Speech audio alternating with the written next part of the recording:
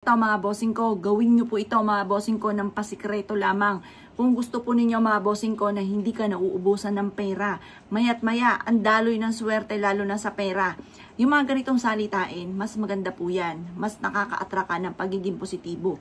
Yung ba tipo na, ay magkakaroon ako ng maraming pera, gagawin ko to para magkaroon ako ng maraming pera. Ganon mga bossing ko ha.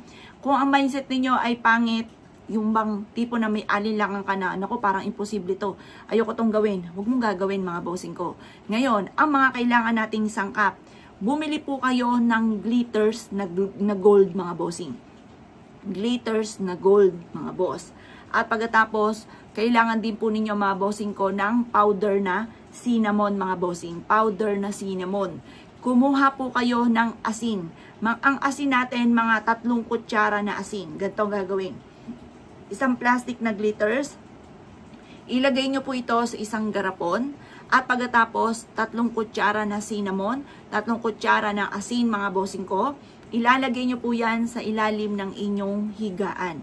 Or pwede nyo itong ilagay din sa inyo po negosyo para araw-araw ka na magkaroon ng malaking benta.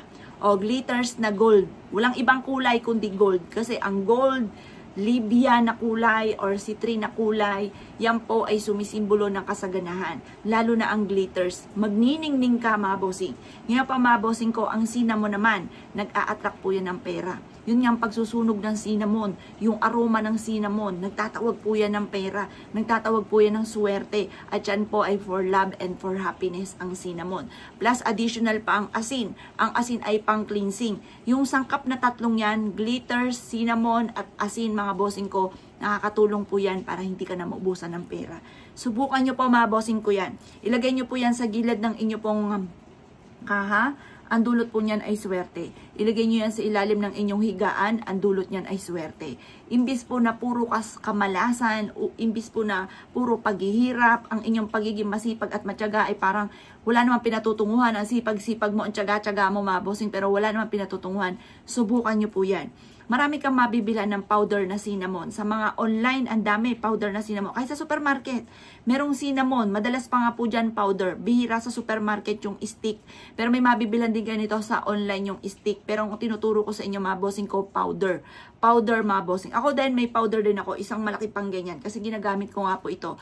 Lalo na kung kailangan ng pera. Gusto mo na magkaroon ka nga po kaagad ng pera. Mabayaran ka agad yung utang. Gusto mo na maka-attract ka ng maraming pera. Araw-araw ka na magkaroon ng malaking benta. Magtuloy-tuloy ang pasok na swerte, lalo na sa pera, yung mga ganun mga bossing.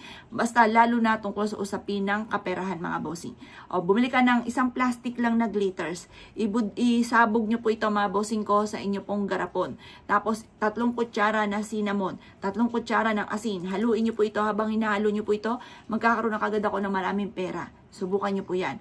Proven po yan mga bossing. At kung ikay naniniwala at nais po yung gawin, huwag ka na magpatumpik-tumpik pa. Proven po yan. Basta kailangan naka-mindset na sa inyo, magkakaroon ako ng maraming pera. Ayudahan lagi ng salitaan ng mga magaganda. Huwag na huwag kang dadaing. Malalampasan nyo man po yan kung ano mga problema pinagdadaanan. Huwag na huwag dadaing. Kasi yung pagdaing, nag-a-attract po yan ng kamalasan, ng problema, paghihirap. Kaya huwag daing ng daing mga bossing. Ipagdasal po natin yan sa itaas. Pagtapos na tayo magdasal, paubayan na natin sa kanya yung problema po natin. Tapos ayudahan lagi natin ang mga magagandang salitain. Kayo mismo ma-amaze. Dahil magsusunod ang mga blessing na darating po sa inyo. Kaya kung ikay naniwala at nais po yung gawin, asya mga boss, good luck po sa iyo po lahat.